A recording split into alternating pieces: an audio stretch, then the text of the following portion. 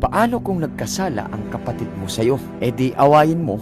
Narito ang 5 nararapat gawin kung ang iyong kapatid ay nagkasala o nagkamali sa'yo. Una, kausapin siya ng sarilinan at may pag-ibig. Matthew 18 verse 15. Ito ay inutos ng ating Panginoong Hesus. Kung ang iyong kapatid ay nagkasala sa iyo, puntahan mo siya at kausapin mo ng sarilinan. Unahin mo ang paglapit sa kanya ng pribado at hindi sa harap ng iba. Gawin mo ito sa diwa ng pag-ibig at sa pag-aayos, hindi sa pag-aakusa. Pangalawa, patawarin ng buong puso. Colossus 3 verse 13. Ang pagpapatawad ay hindi isang pagpipilian, kundi ito ay kautusan. Kautusan para sa mga mananampalataya. Piliin mong magpatawad kahit na mahirap dahil ang pagpapatawad ay isang pagpapaubaya. Pagpapaubaya ng karapatang maghiganti sa Diyos. Pangatlo, dalhin sa panalangin ang inyong hidwaan. Matthew 5 verse 44. Ipanalangin hindi lamang ang sarili mong damdamin,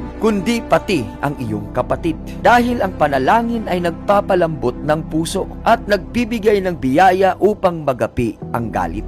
Pang-apat, sakluluhan siya ng espiritu ng kahinahunan. Galatians 6 verse 1. Kapag inaakay pabalik ang isang nagkamali, dapat itong gawin ng may espiritu ng kahinahunan at pag-iingat. Lapitan mo siya ng may pagpapakumbaba na inaalala niya na ikaw man ay maaaring matisod at magkamali. Tandaan mo, ang layunin mo ay pag-akay at hindi pagbagsak. Panglima, pagtagumpayan ang masama sa pamamagitan ng kabutihan. Romans 12 verse 21. Sa halip na gumanti ka, ipakita mo ang hindi inaasahang kabaitan. Maaari mo itong ipakita sa anyo ng pagtulong mo sa kanya, pagiging mapagpasensya o pagtrato sa kanya ng may paggalang sa kabila ng nangyari.